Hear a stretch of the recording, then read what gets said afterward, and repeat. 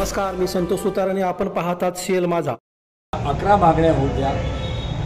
त्या 11 मागण्यांच्या पैकी 9 मागण्या या प्रशासनानं मान्य केलेल्या आहेत।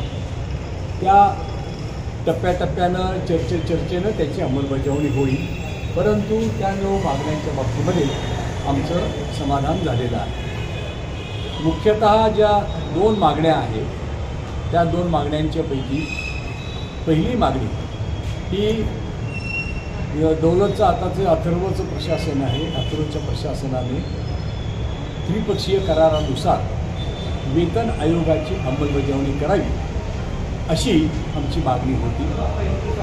त्याप्रमाणे तिथे चर्चा झाली। अथर्वच्या प्रशासनाला तो निर्णय शासनानं दिलेला जो निकाल आहे तो त्यांना मान्य नाही असं त्यांनी मत 2 मिनिटं सर, आम्ही त्याचा आग्रह धरला। जिल्हाधिकारी साहेबांनी असं सांगितलं की त्या जो GR निघालेला आहे त्या GR नुसार त्या GR नुसार संचालकांनी खाली करून द्या। त्या GR नुसार संचालकांनी साखर संचालकांनी सर्वांना आदेश काढायचे आहेत। तो आदेश त्या संचालकांचा मी प्राप्त करतो आणि त्यांचा जो आदेश येईल त्याप्रमाणे त्याची अंमलबजावणी करण्यात येईल। आमचा याबद्दलचा जो अनुभव आहे आणि जी गोष्ट घडते ती अशी की हा एकदा शासनानं GR काढल्यानंतर संचालक सर्व कारखान्यांना ही वेतन श्रेणी लागू करण्याबद्दल कळवतात आणि सर्व कारखान्यांना ही वेतन श्रेणी लागू होते। एकदा संचालकांचं पत्र आल्यानंतर ही वेतन श्रेणी लागू करण्याचं बंधन हे अथर्व प्रशासनावर आहे। अथर्व प्रशासनानं त्यातून खूप सुटण्याचा प्रयत्न केला, परंतु जिल्हाधिकाऱ्यांच्या सकारात्मक भूमिकेमुळे त्यांना त्यातून सुटता आलं नाही।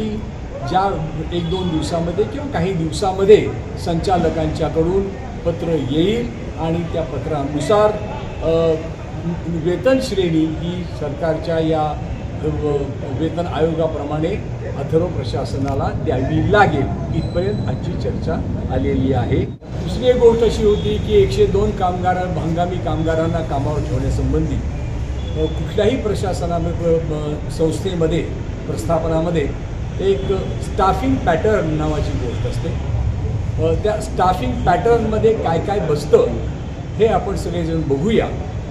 स्टाफिंग पॅटर्न समोर ठेवा आणि त्याप्रमाणे अथर्वचं प्रशासन आणि युनियनचे प्रतिनिधी यांनी एकत्र बसून त्या स्टाफिंग पॅटर्नप्रमाणे तो हंगामी कामगारांना कायम करण्याचा प्रश्न सोडवावा असा निर्णय या बाबतीमध्ये झालेला आहे। आता प्रशासनानं देखील लवचिक भूमिका घ्यावी, इथून पुढे कोणत्याही प्रकारचे अडथळे निर्माण करू नये।